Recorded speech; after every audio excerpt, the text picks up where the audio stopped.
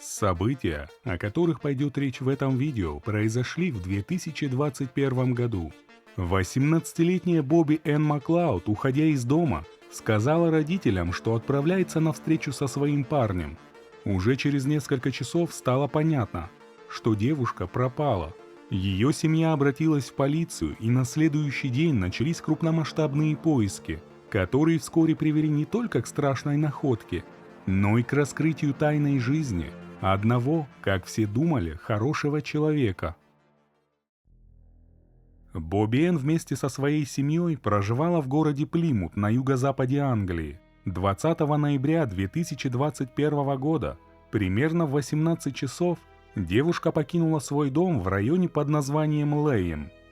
Уходя, Бобби Энн сказала своему отцу, что любит его, и сообщила, что собирается поехать в центр города, где встретиться с парнем и общими друзьями. Добираться до центра города девушка планировала на автобусе. Выйдя из дома, она пошла в сторону ближайшей остановки, которая находилась в нескольких минутах ходьбы от него.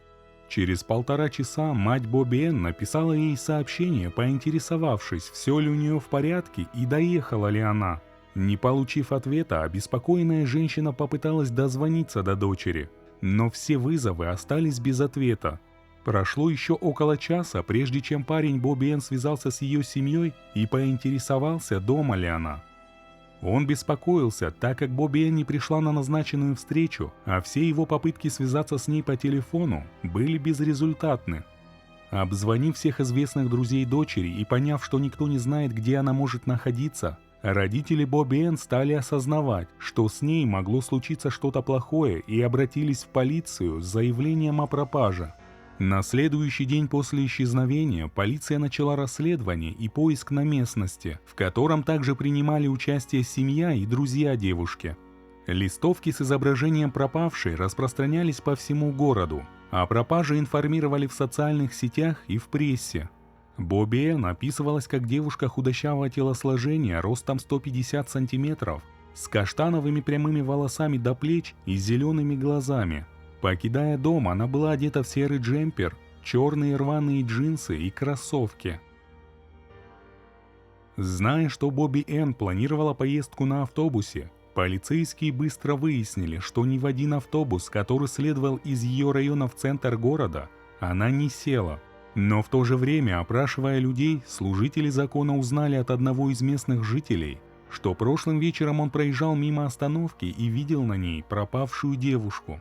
Из этого следовало, что Бобби Энн точно дошла до остановки, но в автобус по какой-то причине не села. Данные о том, что она действительно была на остановке, еще раз подтвердились. На пешеходной дорожке за ней нашли беспроводные наушники, которые, как было установлено, принадлежали Бобби Энн. Район остановки был оцеплен. Полицейские буквально на коленях прочесывали всю прилегающую территорию в поисках возможных улик. Также поиск улик велся на пути следования девушки от дома к остановке и на всех ближайших улицах.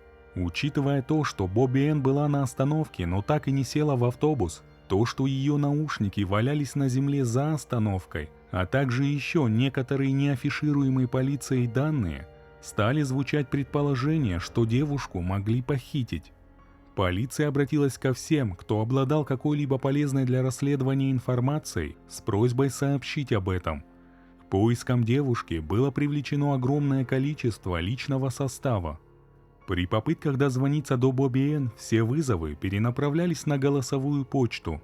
Полицейские попытались отследить местоположение ее телефона, и это позволило узнать, что он находится в черте города, но где именно, выяснить не удалось. Вскоре, благодаря большому общественному резонансу, телефон девушки оказался в распоряжении полиции. Его передал водитель автобуса, на маршруте которого находилась та самая остановка, с которой исчезла Бобби Энн. Как оказалось, еще в тот вечер, когда она пропала, один из местных жителей пришел на ту же остановку в 19 часов 15 минут. Напомню, что Бобби Энн видели там примерно часом ранее. Так вот, этот мужчина нашел на остановке телефон и чехол от наушников. Когда приехал автобус, он передал найденное водителю, предполагая, что владелец будет искать утерянные вещи. Когда водитель автобуса узнал о пропаже девушки с остановки, которая находится на пути его следования, он передал телефонный чехол полиции. На следующий день, 22 ноября, полиция, семья и добровольцы прочесывали поля, лесные массивы и дороги, прилегающие к району, где жила Бобби Энн, но никаких зацепок найдено не было. А уже вечером следующего дня, 23 ноября, полицейские объявили, что в районе пляжа Бови-Сент, а это примерно в 12 километрах от остановки, было обнаружено женское тело. Его нашли в лесном массиве в 500 метрах от берега. В ходе проведения опознания для семьи подтвердилось самое страшное. Найденное тело принадлежало Бобби Энн. Смерть девушки стала тяжелым ударом для ее родных и друзей. Семья поблагодарила всех, кто пришел на бдение в память о Бобби Энн, которое прошло рядом с остановкой, где ее видели в последний раз. Когда полиция нашла тело, оно было обнажено, но судебно-медицинский эксперт заключил, что нет абсолютно никаких признаков того, что у девушки перед смертью была интимная близость. На голове и лице Бобби Энн были серьезные повреждения, а именно 14 рваных ран. Неизвестно, как долго бы полиция искала тело девушки, если бы не одно событие. 23 ноября, это тот день, когда нашли тело, в полицейский участок в центре города вошел мужчина. Это было в 13 часов 17 минут. Войдя, он спросил, может ли он поговорить с кем-то, а также сообщил, что у него есть информация о пропавшей девушке и что он хочет помочь полиции и ее семье. Был вызван детектив, и когда он пришел, этот мужчина сказал: «Я это сделал». Он признался, что похитил и лишил жизни Бобби Энн, а также рассказал некоторые подробности о содеянном. Когда он указал на карте место, где оставил тело, полицейские, которые питали надежду на то, что девушка еще может быть жива, сразу же помчались туда. Но надежды не оправдались. Когда инспекторы пробрались через густой подлесок и нашли тело, которое было обнажено и лежало лицом вниз, сомнений в том, что девушка мертва, не осталось. Мужчиной, который признался в похищении и лишении жизни Бобби Энн, оказался 24-летний Коди Экленд. Он был сыном бывшего военного, который после развода своих родителей остался жить с матерью. Кстати, жил он всего в 4 километрах от той самой остановки. Экленд был арестован в качестве подозреваемого. От его имени адвокат зачитал заявление, в котором говорилось: «Я несу полную ответственность за смерть Бобби Энн». Также в этом заявлении Экленд сообщил, что никогда не встречался с жертвой до того злополучного вечера, а также подтвердил, что это именно он похитил девушку с остановки. Его автомобиль, телефон, компьютер и некоторые другие вещи были изъяты полицией. Для всех, кто знал Коди Экленда, он был хорошим парнем, гитаристом и автором песен местной инди-рок группы «Ракуда». Никто не знал, что Экленд фанатеет не только от музыки, или даже правильнее будет сказать не столько от музыки, сколько от серийников со всего мира. В его личный список кумиров входили следующие люди: Джозеф Дианджело, на счету которого как минимум 13 отобранных жизней, Айван Милат, как минимум 7 жертв, Фред Уэст с не менее 12 жертвами, Андрей Чикатило, на счету которого более 40 отобранных жизней. Но номером один в личном рейтинге Экленда был Тед Банди, число жертв которого доподлинно неизвестно, но их было не менее 30. Именно Теду Банди и его злодеяниям Экленд уделял больше всего внимания. В изъятом у него телефоне нашли более 3000 изображений мертвых тел. В день похищения Бобби Энн Экленд посещал сайт спортивного интернет-магазина, где просматривал бейсбольные биты, лыжные маски и водонепроницаемую одежду. Немаловажно отметить, что несмотря на свои тайные увлечения, Коди Экленд ни разу не попадал в поле зрения полиции и никаких проблем с законом у него не было.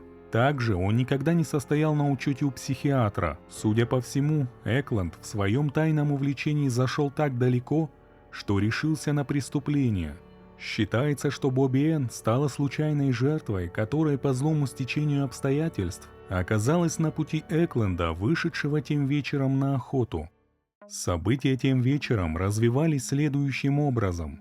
Бобби Энн пришла на остановку примерно в 18 часов 15 минут. Экленд, который на своем Форде Фиеста ездил по району, заметил ее на остановке. Как он потом обмолвился детективам, Бобби Энн внешне походила на его девушку, с которой он не так давно расстался. Но это сходство, по словам самого Коди, не стало эмоциональным толчком, побудившим его к нападению. Он просто искал жертву и хотел воплотить в жизнь давно вынашиваемые планы. Полицейские тоже пришли к выводу, что если бы Экленд не встретил Бобби Энн, он бы все равно осуществил задуманное. Жертвой мог стать кто угодно, вне зависимости от пола. Так считает полиция. Итак, когда Экленд увидел на остановке Бобби Энн, он припарковал свою машину на дороге, которая находится за остановкой. Понаблюдав несколько минут и убедившись, что поблизости больше никого нет, Экленд взял заранее купленный молоток-гвоздодер, подкрался к девушке сзади и сходу нанес 2 удара по ее голове. Затем, думая, что она мертва, мужчина вернулся в машину и поспешил покинуть место преступления. Но когда отъезжал, он увидел, что Бобби Энн жива и пытается подняться. Тогда Экленд подъехал к остановке и затащил девушку в салон своего автомобиля, после чего сомкнул руки на ее шее. Думая, что он осуществил задуманное, Экленд проехал около 30 километров до национального парка Дартмур. В 19 часов 45 минут он остановился на парковке, которая находится посреди лесного массива. Там он хотел оставить тело, но Бобби Энн все еще была жива и пришла в сознание. Экленд помог ей выйти из машины. По его словам, девушка сказала ему, что ей страшно, на что он ответил, что ему тоже страшно и что он никогда такого не делал. Затем он взял молоток и нанес еще 12 ударов. Пытаясь избавиться от улик, Экленд сжег некоторые вещи Бобби Энн. Сразу стоит отметить, что он действительно проехал почти 30 километров от остановки до парка. Это подтвердило найденная здесь ДНК жертвы. Далее произошло то, что, по словам самого Экленда, вызвало у него восхищение Бобби Энн. Он обнаружил, что несмотря на то, что он сделал, девушка все еще дышит. Тогда он закончил начатое. Причиной смерти Бобби Энн в итоге стало удушение. После этого он погрузил тело в багажник и отправился в Бовисент, проехав почти 45 километров. Там он избавился от тела, предварительно сняв с него обувь, одежду и украшения. Примерно в 10 часов вечера Экленд приехал домой и лег спать. На следующий день, 21 ноября, он выкинул молоток в приток реки Теймор, примерно в 2 километрах от своего дома. На обратном пути к дому он сделал еще одну остановку и выкинул пакет с вещами Бобби Энн. В тот же день, 21 ноября, Экленд сходил в пиццерию с друзьями, посетил репетицию своей группы и почти всю ночь провел в закрытом пабе. Все, кто видел Коди в этот день, отметили его необычайно хорошее настроение. Он был счастлив, шутил и обнимал своих друзей, что было для него редкостью. На следующий день, 22 ноября, Экленд продолжил развлекаться. Он купил попкорн и отправился в кинотеатр. В это же самое время активно велись поиски Бобби Энн, и он отслеживал последние новости о пропавшей девушке с помощью своего телефона. 23 ноября Экленд был на своей работе, не связанной с музыкой. Если верить данным из английских СМИ, он работал в некой фирме по обслуживанию автомобилей. Уйдя на обеденный перерыв, Экленд отправил сообщение в чат, где состояли участники музыкальной группы «Ракуда». Он написал «Люблю вас, ребята».